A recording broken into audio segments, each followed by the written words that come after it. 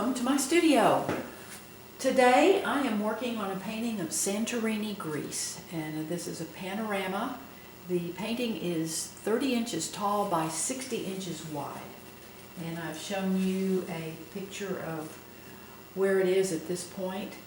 I am going to be washing in the vine that is coming down over this building, and I'm using combinations of sap green plus liquid original, alizarin crimson plus liquid original, and phthalo blue plus liquid original. And this is the liquid original.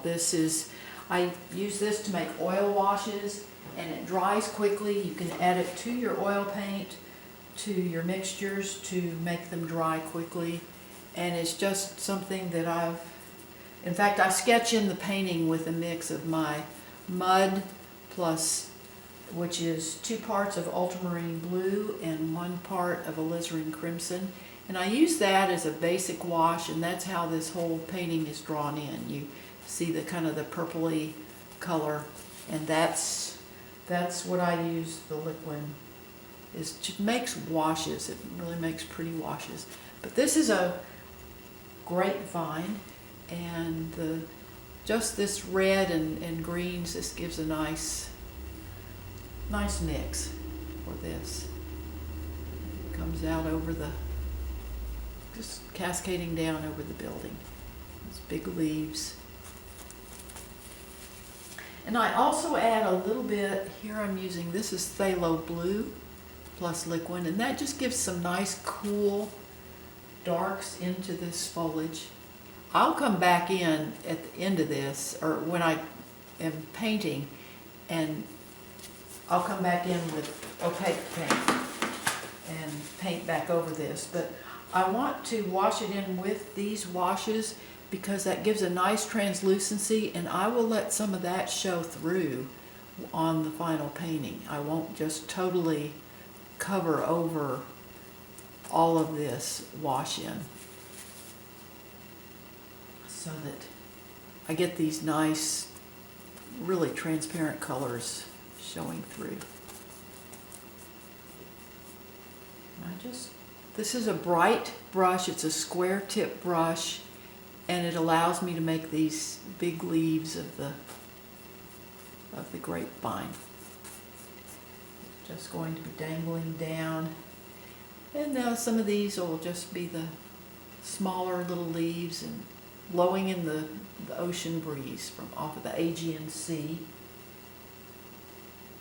This just adds color that is not all flowers.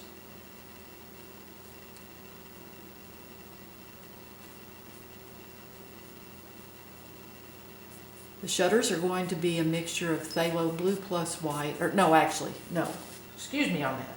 The shutters are going to be cobalt blue plus cobalt blue.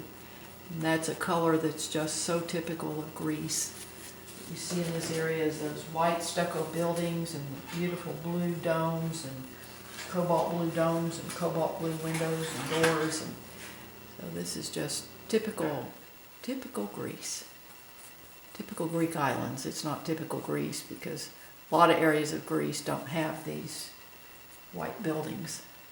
But this is definitely Santorini, Mykonos, and some of the other islands. This is very, very characteristic of them.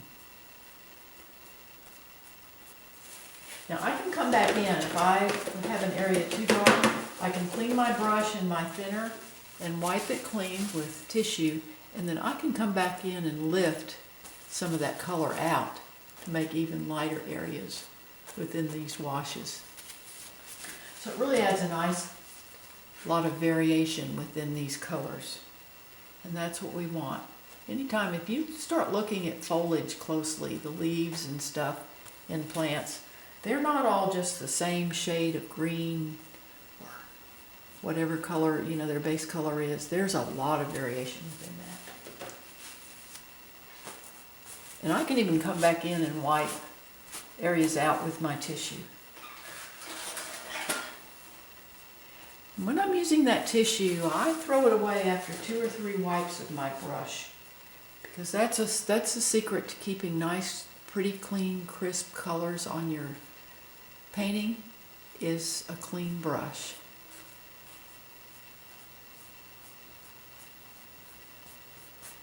Just bring that down.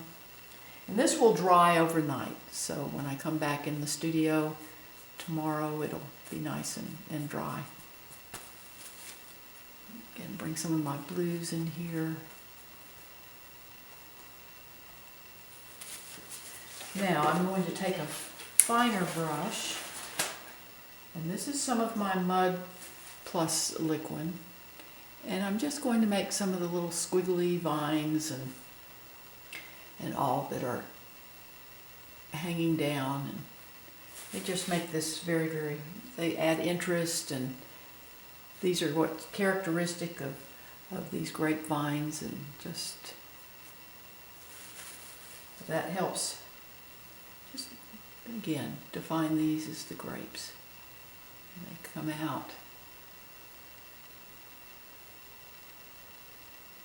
They'll dangle down over the ocean. By coming over that horizon line in the background, that helps to give the impression of depth in the painting. When you have overlapping objects, that helps give the feeling of depth. And we're working on a two-dimensional surface, a flat surface, and our goal is to make it look three-dimensional. So there's tricks that you use to do that. And one of them is overlapping objects, the others is the front subjects or parts of the painting are larger, like when I showed you the full painting, and I'll show it again at the end of this, you'll see that these pots and everything in the front are bigger than those in the background, and then perspective is another way to make things have depth. So that's how I wash in that vine. I thank you for following along today. Please visit my blog. The link is in the description below, and you can see the complete start to finish of this painting as well as the others I do. It usually is 3, 4, 5 different blogs, but you can also subscribe to my blog, and you can subscribe to my YouTube channel. So you have a wonderful, wonderful day, and I really thank you for following.